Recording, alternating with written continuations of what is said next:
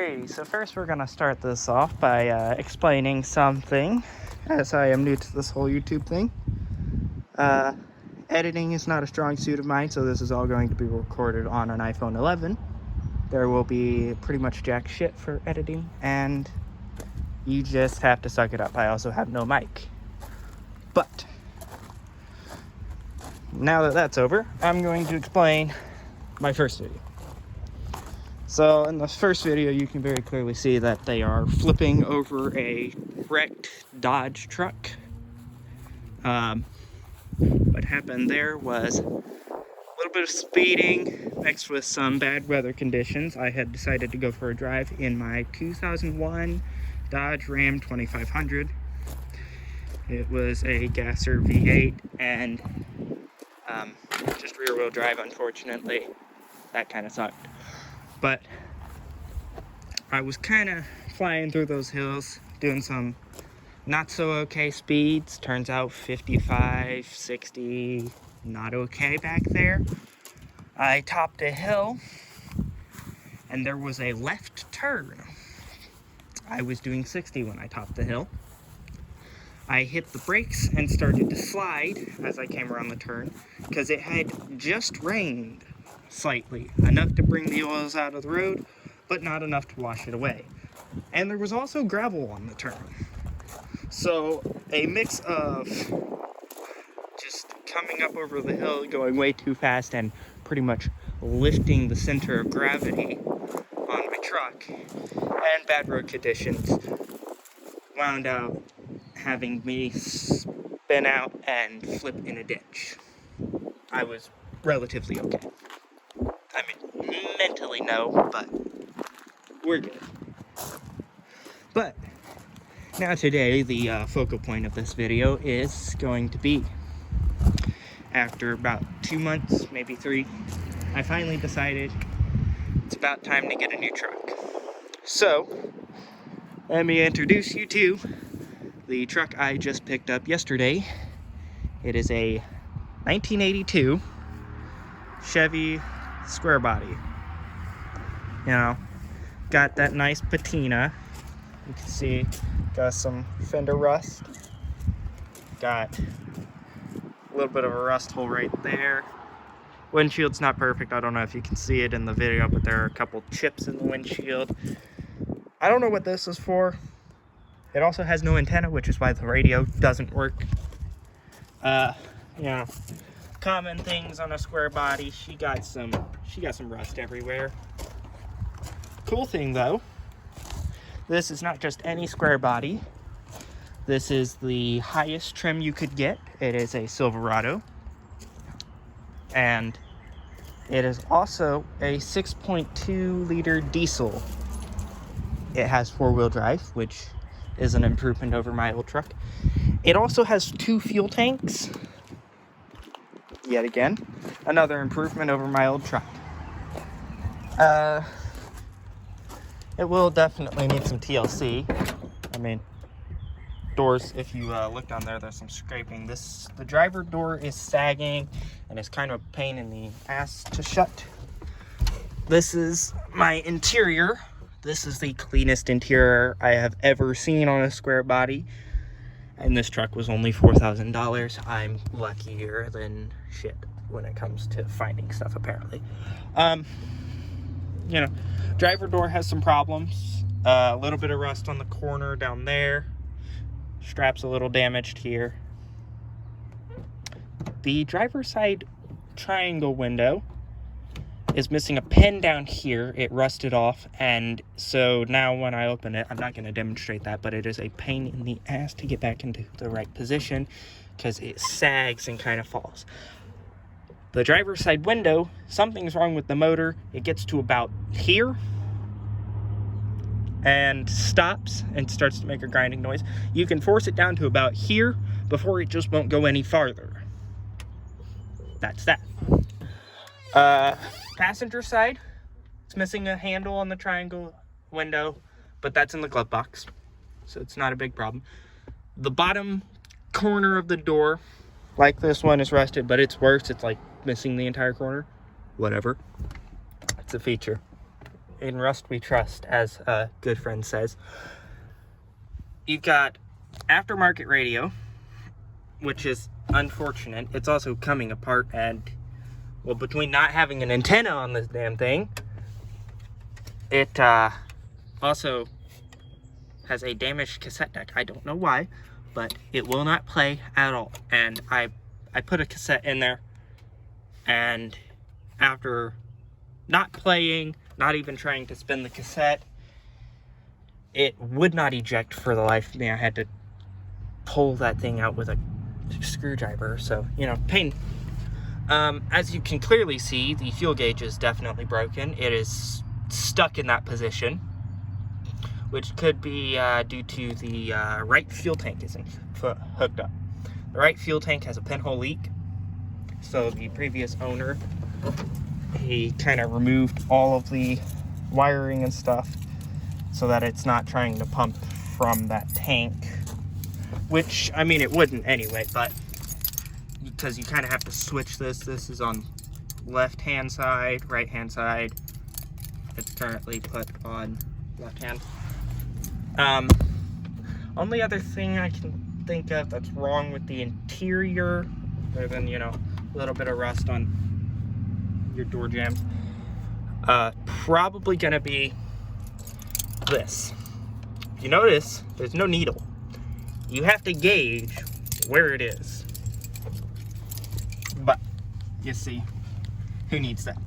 Just feel it. Oh, well, there's this. If you can see it, I'm gonna be a little upside down, but ripped seatbelt. Whatever, it's a lap belt now. It still works. Right now, I'm gonna start it real quick for a little bit. Gotta let it warm up. Look at that seatbelt light. No, I'm not going anywhere. I'm not listening.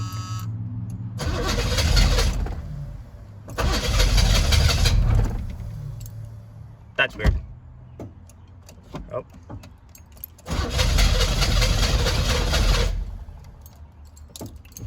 Well, fuck. Hold up. Slight chance she's out of gas, but whatever.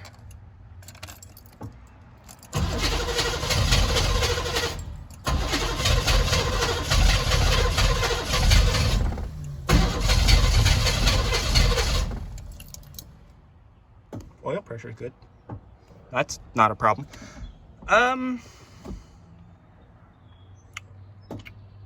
This is not how I expected this to go. We're gonna try one more time. As you can see, glow plugs aren't on.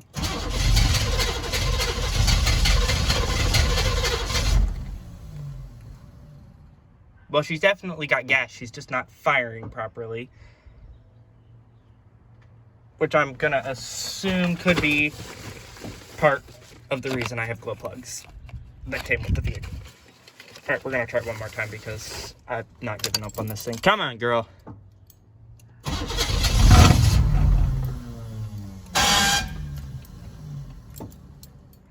Well, she fired for a moment.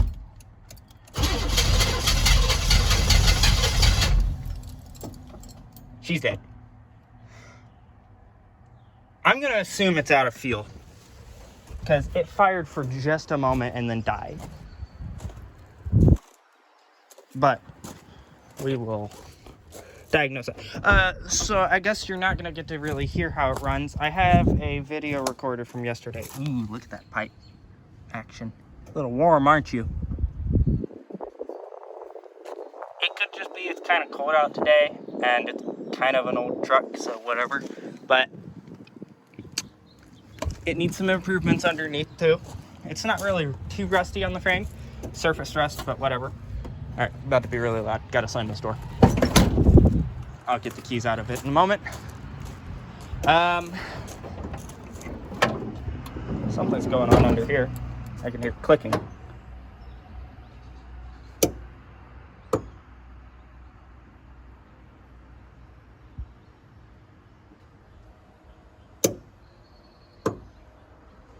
Something is clicking over here.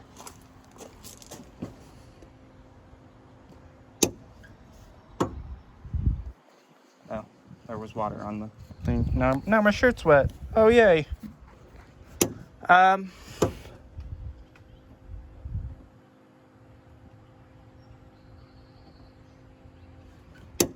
I'm willing to bet I left the key in the on position, and it's just firing up the glow plugs. Okay, so I'm gonna assume it's either a fuel problem or it's the glow plugs, because while you're driving it, while I was driving it the 2 hours home yesterday, once it's warmed up, it'll fire off really easily, like no problems. You know, didn't have any problems yesterday. But he said the glow plugs need changed, and they kept kicking on while I was driving. So I'm assuming it is going to be a problem with the glow plugs. I'm hoping. And the only other explanation that would be cheap is fuel. Well, I mean, that's not really cheap, but whatever. I guess we're not starting it today. We can take a look at the passenger side real quick. You have the corner that I told you about. You know, of course, gotta have that feature. You know, got some PB Blaster, some WD-40. That didn't come with it. I just put that in. Nice, clean area back here. This back glass is supposedly relatively new, is what he said. It has been replaced at some point. That one, yeah, I just that was hard, but whatever. The brakes are bad on this thing. I mean, they can stop you, but I'm pretty sure if I pop this thing off, the cap off the brake booster. Ow, that always hurts my fingers. If you look at that, you notice the front bowl's full. From all the things I've learned, that rear bowl is also supposed to be full, from what I recall. And as you can very clearly see, full, empty. I don't think that should be like that. But whatever. It stops. I mean, now it won't go, but whatever. It did come with a rag in the horn for some reason, but the horn works. So I pulled the rag out and whatever. It did kind of muffle the horn, which was sad. I would, of course, show you it run, but as you could very clearly tell, she was not happy about firing off today, which I will be fixing sometime this week. I'll probably make another video on this. I'll try.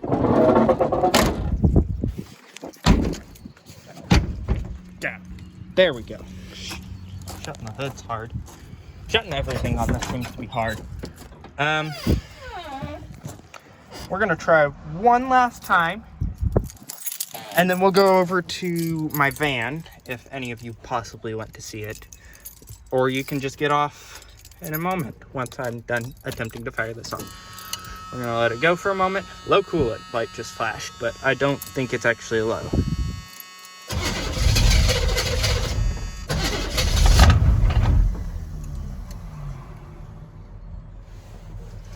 Okay, it fired off for a moment.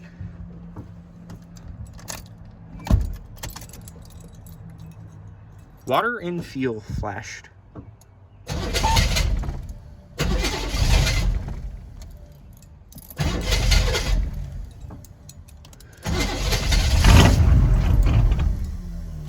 Yep, it's not gonna do it today, but it is pretty loud, as you can see.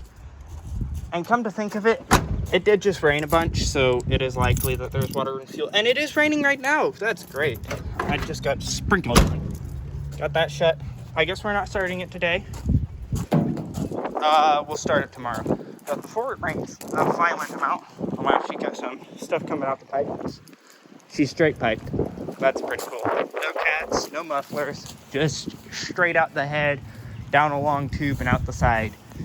And it's not even like an H pipe or an X pipe or anything fancy. It's just two pipes, straight from the head, straight back. This is what I'm selling in order to refund my parents for that. This is my 2005 Ford Econoline. She is quite the beauty. That dent's from a deer. Pretty early on when we got it. Now, I took my sister to prom in this before I decided to sell it. It runs pretty well. I'm not going to show that because that's going to take too much of my time. And there's some pretty flowers. But I think that's going to be all for today.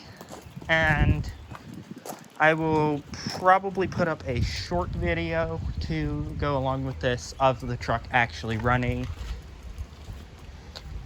Just, if you hear a baby in the background, I had my little sister with it. Alright, peace out.